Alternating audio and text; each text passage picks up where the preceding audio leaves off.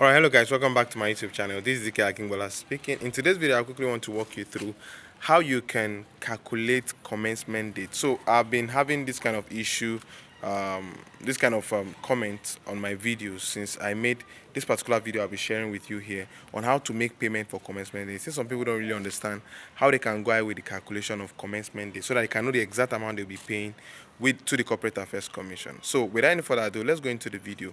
And to get you started, the first thing I want you to know is that commencement date error comes up or query now comes up whenever you have exceeded a 28-day minimum that was set, or maximum that was set by CAC for any business name registration to carry out all its proceedings. So that means if I reserve a business name registration and I start the registration and the registration period exceeds 28 days after the date that I fix to be the commencement date.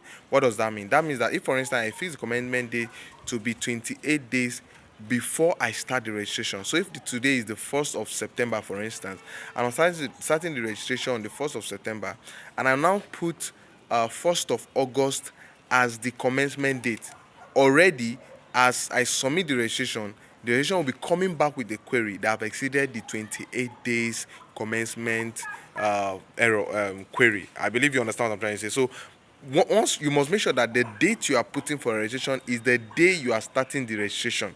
So if you are starting the registration on the 1st of September, then you make sure that the date that commencement, the commencement date must be the 1st of that September and not a past date. So let's say, for instance, you want to backdate the registration.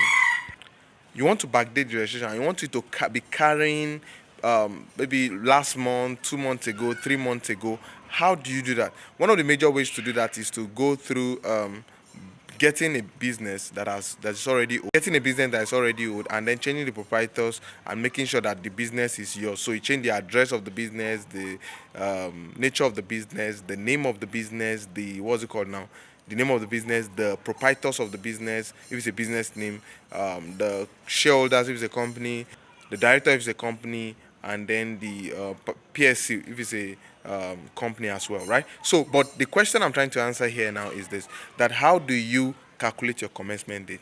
So I haven't said all I've said. This is how you calculate your commencement date. So if, for instance, my registration was done, let me continue with my previous example. If the registration was done on the 1st of September, and in the course of registration, I got a query, and I didn't attend to that query within the period of 28 days, and this 28 days exceeded, right? And then I got a query back that the commencement day has been exceeded. Now, this is what you do. You calculate from the end of the commencement day. So you calculate 28 days. So anything after the 28 days is what you are paying for. I don't know if that is clear enough. So let's say, for instance, there's a query a client sent to me. The company was registered in 2022. The company is supposed to be registered in 2024. But in the registration, because they've started the business before now, so they decided to put 2024 they decided to put 2022 as the commencement date.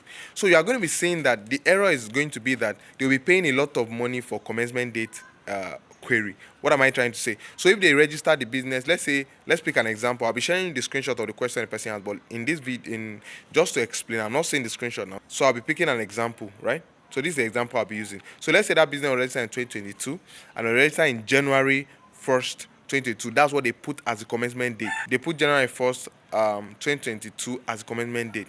Now you count 28 days after January 1st, 2022, right? And then you calculate 28 days after. So that will be 28th of January. So anything after 28 days, anything after the 28 days in January, right, is going to be the days you are going to be calculating for commencement day. Sometimes CAC helps to do the calculation. So if it's a bulky numbers of days, they'll calculate it and tell you the exact number of days you need to pay for the commencement day. So what you now be doing is calculating or multiplying those number of days by 150 to know the total amount of money you're going to be paying. And then you now watch my video around here to help you or guide you through how you can now go up to make the payment for the commencement day. I hope this video is very helpful for you, right? So make sure you watch the video from the beginning to the end.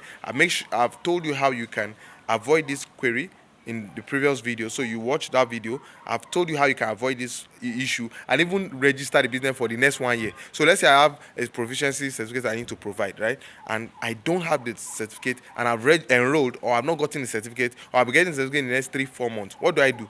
Do I now keep the registration pending till the end of the 4, 3, 5, 6 months. No. So this is the trick. Okay, let me just share that trick in this video. So this is what you do. Just make sure that every 10 to 20 days you attend to the query, or you resolve the query, right? So every 10 to 20 days you resolve the query. So once you keep resolving the query, it doesn't matter if the registration keeps pending for a long time, it will not, the commencement date error will not affect you. So the commencement date error is only for those who don't do anything on their registration for a span of 28 days.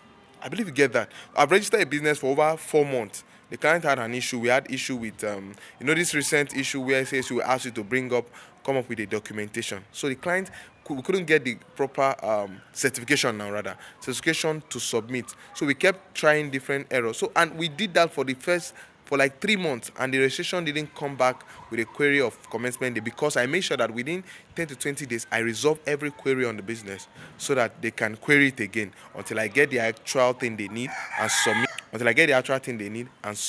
and then they approve. So it's quite easy to avoid the error. So you have gotten two things in this video. I've shown you how you can calculate the commencement date error, so that I can resolve the query, and then in the other videos you're going to see how you can make payment for it, and I'll also show you how you can avoid the commencement date error. My name is Akingola Ezekiel. I would love to see you in other videos. Kindly subscribe to this channel and love this video, so that, or you can share it with as many friends as possible. Thank you.